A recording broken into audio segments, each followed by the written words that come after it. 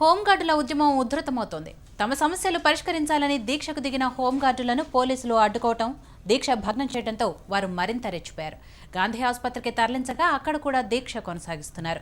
ఓ వ్యక్తి ఆసుపత్రిలోనే ఆత్మహత్యాయత్న ప్రయత్నం చేశాడు. దీంతో అక్కడ పరిస్థితులు ఉద్రిక్తంగా మారాయి. దీనిపై మరింత సమాచారం ప్రవీణ్ అందిస్తారు. అయితే గాంధీ ఆసుపత్రిలో ఉద్రిక్త వాతావరణం నెలకొందని చెప్పుకోవచ్చు. అయితే 3 రోజులుగా తమ డిమాండ్లు పరిష్కరించాలంటూ కూడా హోంగార్డులు దీక్ష కొనసాగిస్తున్నారు. అయితే ఈ రోజు తెల్లవారుజామున పోలీసులు దాడి చేసి దీక్షను భగ్నం చేశారు.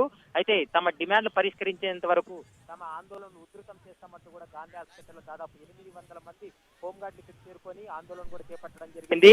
అయితే పోలీసులకు తర్వాత హోంగార్డులకు మధ్య కూడా కొద్దిసేపు తోపులాట జరిగినటువంటి పరిస్థితి. ఏదైతే తమ ప్రధాన డిమాండ్ రెగ్యులరైజ్ చేయాలి హోంగార్డులందరినీ 2004, 2005లో ఎవరైతే పోస్టింగ్ ఇచ్చినటువంటి హోంగార్డులందరినీ కూడా రెగ్యులరైజ్ చేయాలి. అయితే ఈ విషయం పైన గతంలో ప్రభుత్వం మాట ఇచ్చింది. అయినప్పటికీ కూడా వాటిని నిలబెట్టుకోకుండా తమ ఇంతవరకు రెగ్యులైజ్ చేయలేదు. అంతేకాకుండా వేతనాలు కూడా తమకు పెంచలేదు. 12,000 రూపాయల జీతం, చాలని జీతంతో మేము ఎలా బ్రతకాలంటూ కూడా వాళ్ళు ఆవేదన వ్యక్తం చేస్తున్నటువంటి పరిస్థితి. ఖచ్చితంగా ఎందుకంటే గత 3 రోజులుగా దీక్ష కొనసాగిస్తున్నాము.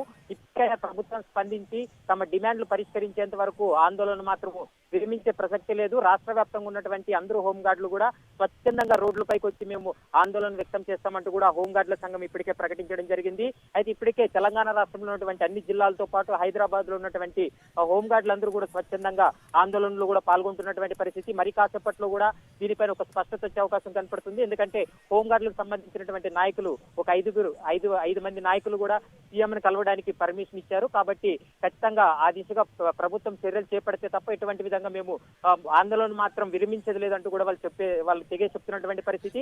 అయితే దీక్ష భగ్నం చేసిన తర్వాత మనస్తాపం చెంది హోంగార్డ్ రమేష్ అనే ఒక వ్యక్తి కూడా తన ఒంటిపై కిరోసిన్ ఆత్మహత్యాయత్నం కూడా చేశాడు. తను చావు బతుకుల మధ్య కొట్టుమిట్టాడుతున్నప్పటికీ ప్రభుత్వం మొండి వైఖరిగా వ్యవహరిస్తుంది. ఖచ్చితంగా దీనిపైన చర్యలు చేపట్టాలి, తమ డిమాండ్ పరిష్కరించాలంటూ కూడా గాంధీ హాస్పిటల్ ముందు పెద్ద ఎత్తున ఆందోళన చేస్తున్నటువంటి పరిస్థితి కనపడుతుంది.